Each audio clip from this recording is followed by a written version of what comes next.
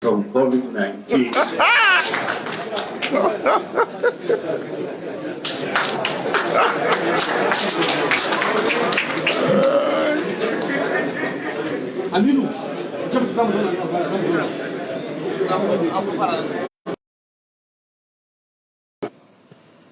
Honorable Commissioners and members of Kano State Executive Council who are here, keynote speaker who spoke very well, and the Vice Chancellor, the Federal University, Professor Umar Pati Japama.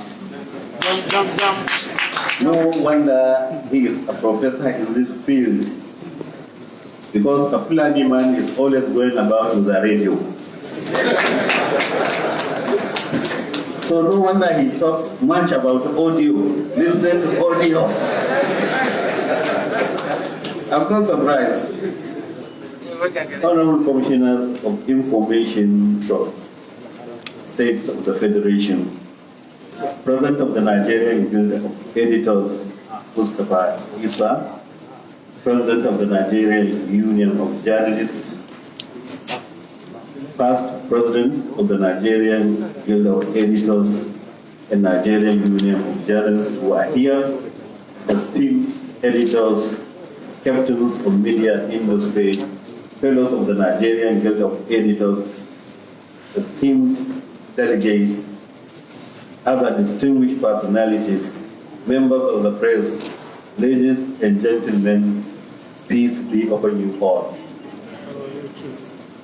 I feel greatly honored to have the opportunity to interact in this convention with the great gatekeepers of the Nigerian media.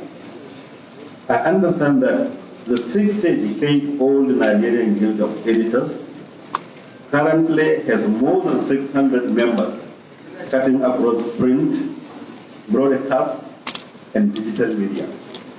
According to available records, the Guild was established with the aim, among other things, promote professionalism among its members and preserve the standards of journalism practice in Nigeria through strict adherence to the code of ethics of the profession.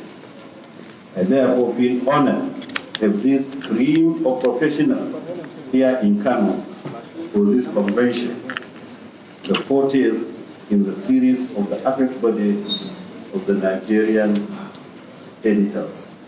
I believe your choice of Kano for this convention is not by accident. As an emerging megacity, Kano is enjoying the most peaceful atmosphere and the first choice destination for conferences, seminars, and workshops, as well as tourism and investment. We thank God for this positive development. Let me also assure Nigerian editors attending this convention that they are in safe hands.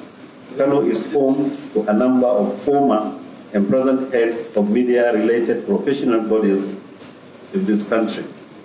Our dear state has produced 2 presidents of the Nigerian Guild of Editors in the person of Malam Garba Shehu, who is here at the high table, the current senior social assistant to the president for media, and Malam Halilu Kante, he is also among us. He was my former Director General, Media and Communications, and later on I made him Permanent Secretary to the State Civil Service, and recently he is in the private sector. We also have 2-term President of the Nigerian Union of Journalists, NUJ, who was also the President, West African Association of Journalists, WAJ, President, Federation of African Journalists, FAJ, and a member, the Steering Committee of the International Federation of Journalists, IFJ, Malam Muhammad Garba. Malam Muhammad Garba is at present my Commissioner of Information. Let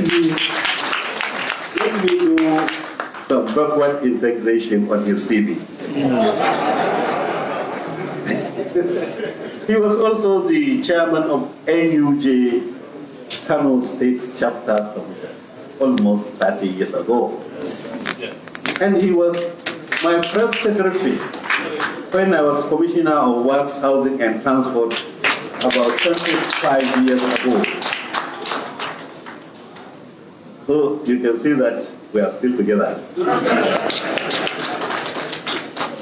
Others are Al-Hajj Sabo Mohammed, first elected president of the Nigerian Institute of Public Relations, the Registrar and Chief Executive Officer of Advertising Practitioners Council of Nigeria, APCON, Malan Garba Bello Kankarobi, and most recently, Chairperson, Broadcasting Organization of Nigeria, Hajia Saha Ibrahim, the first female to head the organization since 1988. Hajia Saha Ibrahim was permanent secretary in my administration. When she retired, and looking at her, she was not tired. I made her Director General to stay in the same place. We thank her for what she's doing to Abubakar Levi Television. We cherished events like this, which marked a crowning point or month of campaigning by the various candidates who aspired for various positions of the Guild. I wish you all the best and the hope for the emergence of a formidable leadership that will steer the ship of this umbrella organization of Nigerian editors. I'm happy to hear that the keynote address also said politicians are looking at you while you are conducting your election. You are always saying politicians are rigged. Ballot snatching. So we are watching. Distinguished ladies and gentlemen, freedom of the press on one hand and observance of press professional conduct on the other hand are measured as indices of development in our country. Now I am talking about two variables. One, freedom of the press. Two, professionalism and ethics. While you are singing the chorus of freedom of the press, please don't forget to complement it by singing the chorus of ethics. Freedom of the press is normally abused by those in power, while destroying the ethics is always carried out by the people of the media. So, since it is an important indices for the measurement of development all over the world, I think you should pay attention to these two indices. Based on my understanding, the Nigerian press is one of the freest in global context, but some obvious professional misconduct in the media has curiously become excessive in this regard. I believe that absence of an influential press council that should regulate the print media specifically has become an institutional weakness that should be tackled without delay. All controversies and litigations that have stalled the emergence of a respectable press council to be handled with care. There is therefore a sense in which we can say that the world over, self-regulation is not enough for any professional bodies. This is because of the complicities of human beings at the moment. The question is, who watches over the watchdog too? You can see clearly that the National Broadcasting Commission, NBC, has made some difference in regulating broadcasting, no matter our criticisms of the regulatory body, which even major broadcasters apologized to the other day. I don't want to go into detail. Our powerful editors, this is an opportunity to engage in some introspection about our great country. Indeed, the most populous black nation on the earth. I mean, you should lend me your ears for us to talk briefly about the expediency of journalism and nation building at this time. More than ever before, we need to understand these difficult times in our country. It is very important in this time that we should use the media for the promotion of peace and stability and change the viewpoints that could alter public views and sentiment toward a more peaceful resolution of our multifaceted current crisis. If and only if we as a nation are interested in peace and harmony, we must reject hate propaganda machinery. In the main, this is the time editors should be conflict sensitive about our nation. In other words, I have a feeling that the crossing of red lines by some media organizations in recent times has impacted negatively on the nation's unity, harmony, and integration. Our brave collective pursuit in uniting this nation underscores the fact that for as long as we have a common purpose, we will find no obstacle big enough to stop us from marching on. The media, and particularly our gatekeepers, have a role to play in this regard. Besides, this is the time the editors should exercise the social responsibility you have for your country. Even if the governing authorities in Nigeria are encountering challenges in their strategy to develop the country, it is not enough to join in some fervent advocacy that seeks to beat drums of war to break up this country. I would like to appeal to you, the gatekeepers. Know that there is already some groundswell of opinion which seems to be building some consensus on the expediency of restructuring the nation. That advocacy should not be confused with the rebellious acts of some elements who would like to destabilize our great country, Nigeria. The media has a great role to play here in setting agenda for nation building. So, some ignorant and reckless commentators in your midst should be very careful in exercising freedom of speech at this very important time. That freedom can't be exercised without some social responsibility.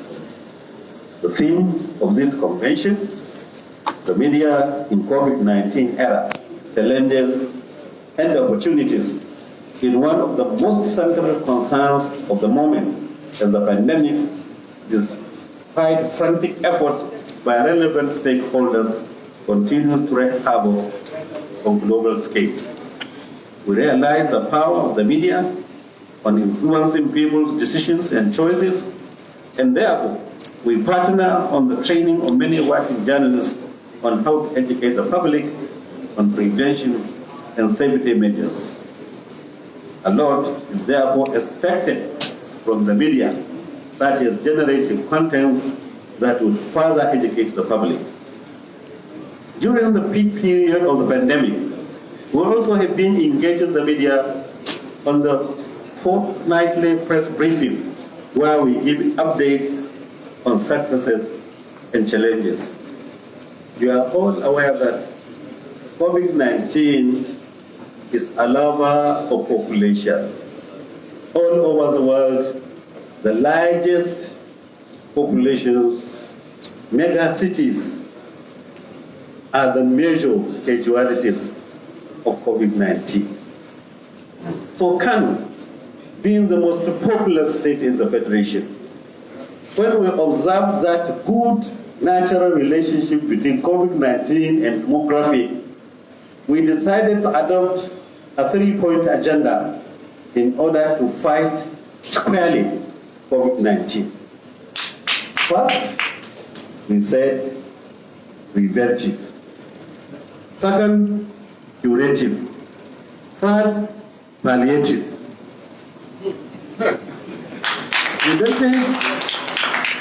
Prevention is better than cure. Everybody knows that. But in case it happens, then we adopted all the strategies for curing those who are affected. But while doing so, some lost their means of livelihood and they need to survive. Then we introduced the factor of palliatives.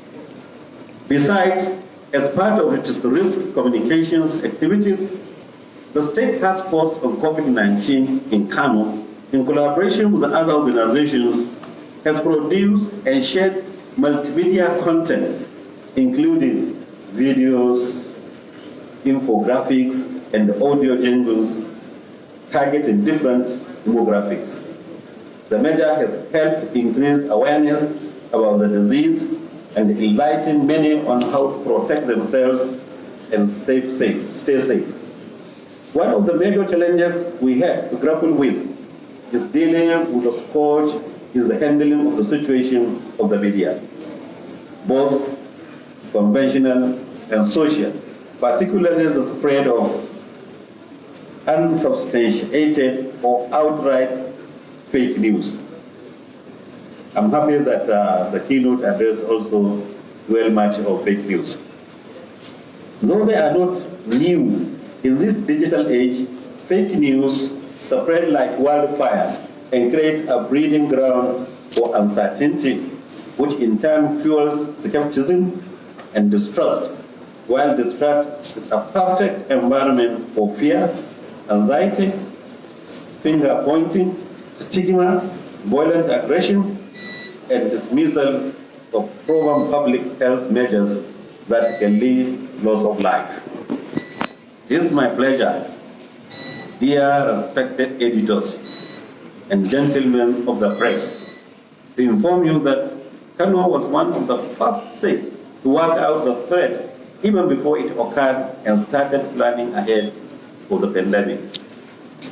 It was followed by momentous financial investment into preparedness and surveillance in collaboration with relevant stakeholders to coordinate and review the response strategies and the implementation activities on a daily basis, which have effectively contained the spread of the deadly disease.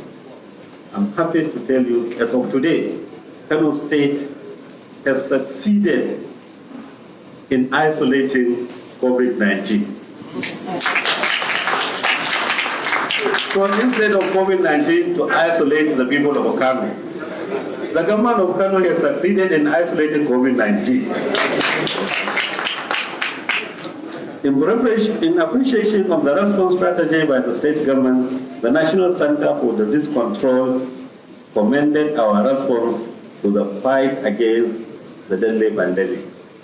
We have to thank Mr. President of the Federal Republic of Nigeria for coming to our aid financially, and that assisted greatly in the huge success that we have achieved. The theme of your convention is therefore relevant to the vision of this administration in this connection. It is assuring that as editors, you are willing to do your critical part in ensuring that fake news, and particularly related to health of the people, should not have a place in your newsrooms.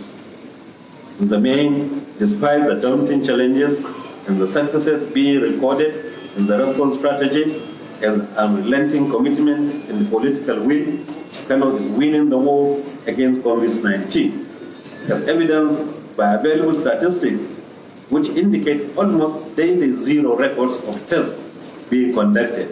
The state is recording a major breakthrough in the containment of this pandemic. Ladies and gentlemen, even in the face of the pandemic that nearly pushed the economy to yet another recession, we kept faith with the people of the state, with our clear vision and commitment to the policy of initiating and executing development programs. We remain committed to a deliberate policy on the completion of all ongoing projects in both urban and rural areas of the state. This includes hospitals, water supply, roads, flyovers, underpasses, bridges, all as part of noble moves to decongest the roads to pave way for efficient traffic flow, for enhanced business and economic activities, conducive atmosphere for local and foreign investment in the state, and making state a 24-hour economy like any mega city in the world. I hope you will find time to go around and see for yourself some of the modest achievements we have recorded in Kano State. The modest achievements include our capacity to keep Kano, the economic capital of the northern part of this country, and also the economic capital of some West African countries, relatively safe. Here in Kano, we have our strategies to keep the state safe to a large extent. I would not like to go into the details. And strategically, we don't make so much noise about how we have been keeping Kano safe. Nigeria's most popular state, somewhat more secure than most of states in Nigeria. Finally, in the name of Allah the Beneficent, the Merciful, I declare this convention over. Thank you, and God bless.